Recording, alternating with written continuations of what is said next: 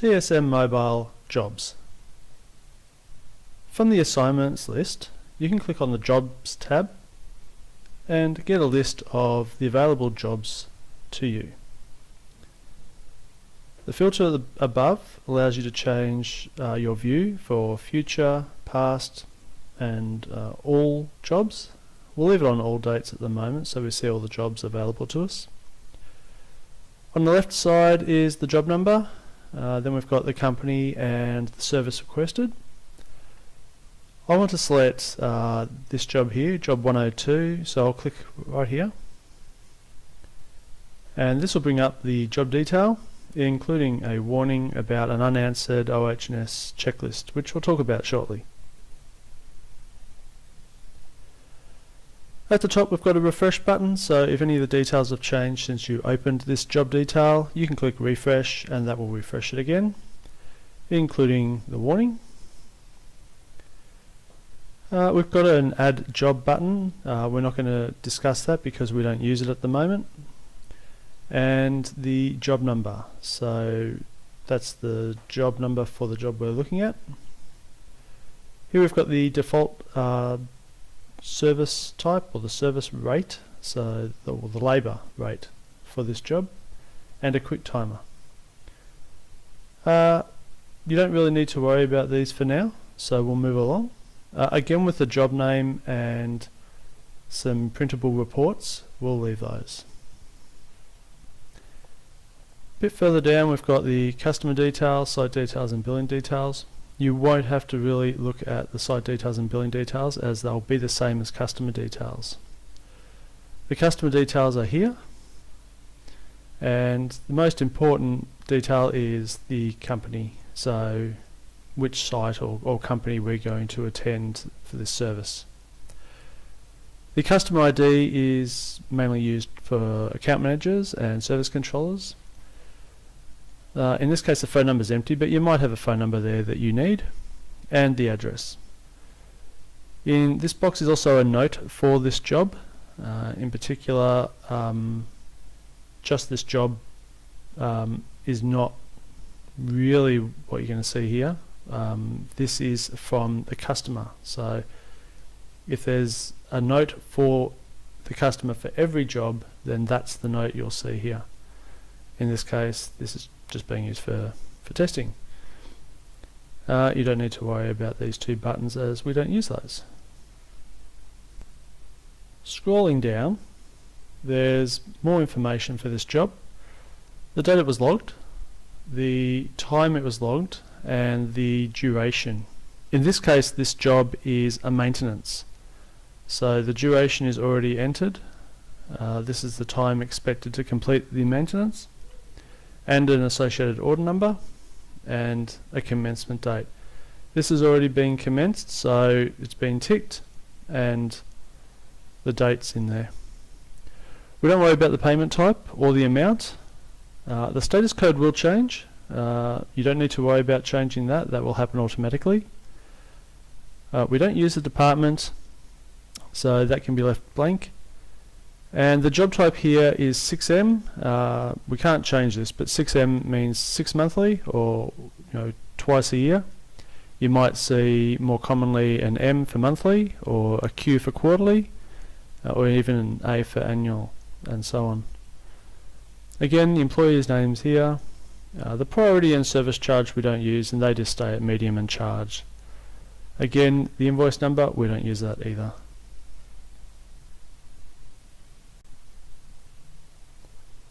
Here is the job note for this particular job. It's a note that the customer does not see for things they just don't need to see. So it might have a password or access code, some other information. Below that is the service the customer's requested.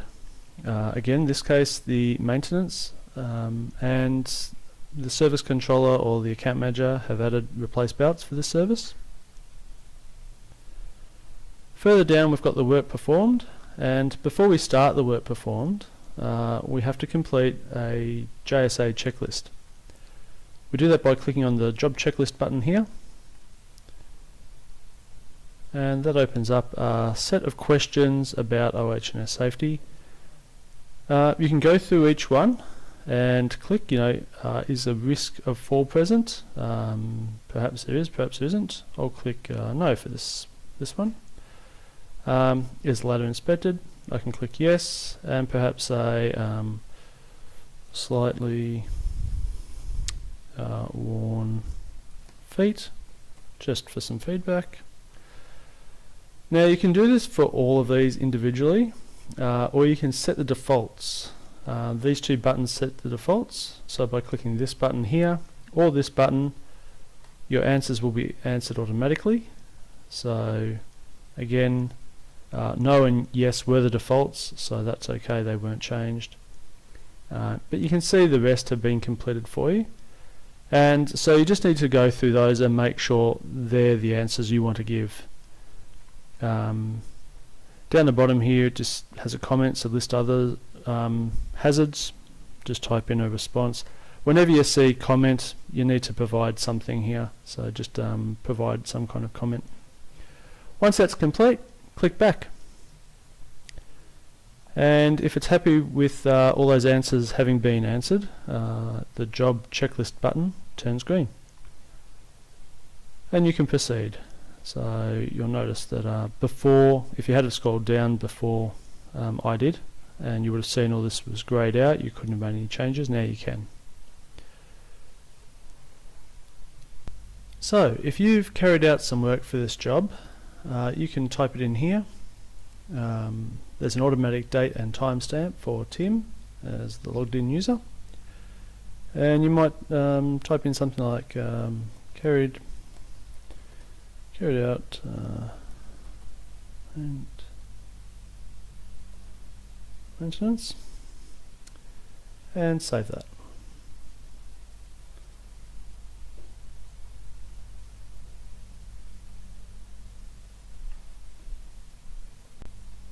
If you had any parts to add, you can click add down here. That takes you to the part detail. You can look up some parts by clicking the part search box and selecting something. In this case, let's say we used a bag of rags. Click bag of rags, insufficient stock. Don't worry about that, we're not using the stock function to its full effect, so you can just click OK. And one bag is enough. We don't use the invoiced as, and we can leave the rest of the details and click save. There you go, it's added a bag of rags, quantity 1. Now timesheet entries, pretty straightforward. Your name's already pre-entered here with today's date, so you can just place your start and finish times in. So let's say 10 o'clock is when I started and I finished at 1 o'clock. Oh, that was a bit quick for it. There we go. And click save. The hours and the billable amount will automatically be calculated, including the default labour type, which in this case is a chargeable service. You might think, well, hold on, this is a maintenance, and you're right. What you can do is you can manually edit this entry by clicking on the name, and down here where it says labour type, you can change that to maint for maintenance and click save. Click back, and there you go, it's been changed.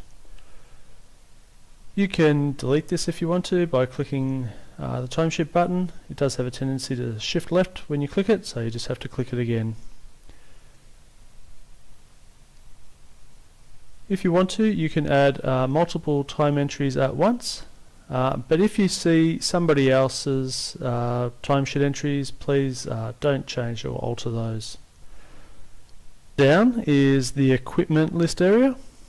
Here is where you can add some equipment if you need to, I'll show you that in a moment, or just conduct the maintenance check sheets. They're called equipment check sheets in TSM Mobile, and you can click on the individual check sheet for each item, or you can click the equipment checklist to get all of them to come up at once. And here they've just got a simple check, which is, has the equipment been checked?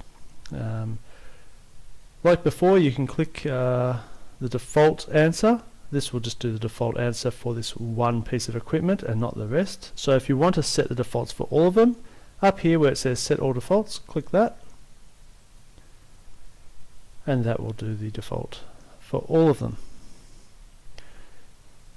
This is a good button here. It says show all equipment. Sometimes the equipment doesn't always appear. You can click that and that should show all the equipment. In this case all the equipment was showing, so that's okay. Click back and you can see now the checklists have been completed to TSM Mobile satisfaction, and you can progress further on. Before we do that, we'll just have a quick look at the add function. So if we wanted to add a piece of equipment that's not on this list but we've come across it on site, click add. Now you could click on the search for maintenance to see if it's already been assigned to this job. In this case we've only got two pieces of equipment, a portable cooler and another piece of equipment. If you wanted to add it, like this portable piece of equipment, you can just click in this area here where the serial number should be. I don't have any in there at the moment, but they will appear later. And you can save that. So now you see it's added it. The checklist button's in blue, which means it hasn't been completed.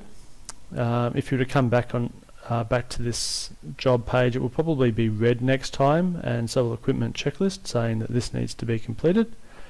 In which case you just click on that and complete the checklist. For now though, let's say I wasn't happy, I put in the wrong piece of equipment and I want to get rid of it. We'll click on delete equipment, yes, and you can see it's removed it now.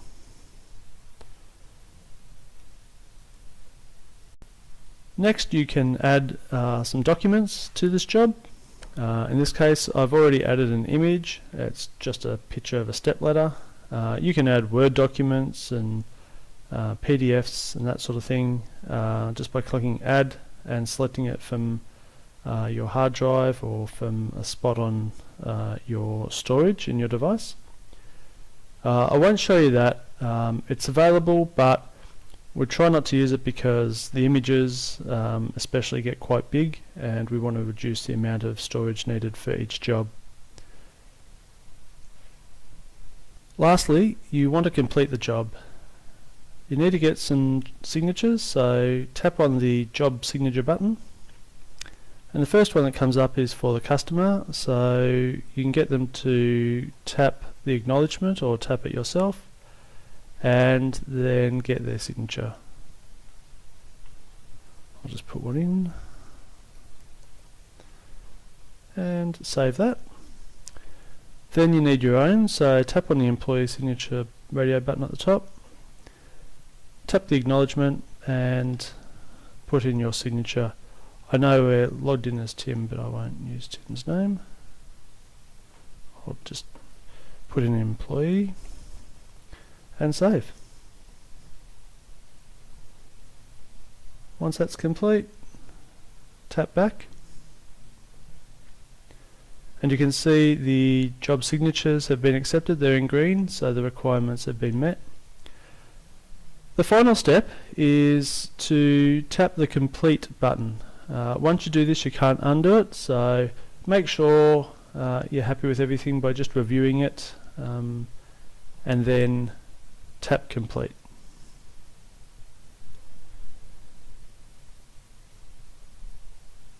That's it for this tutorial on TSM Mobile jobs.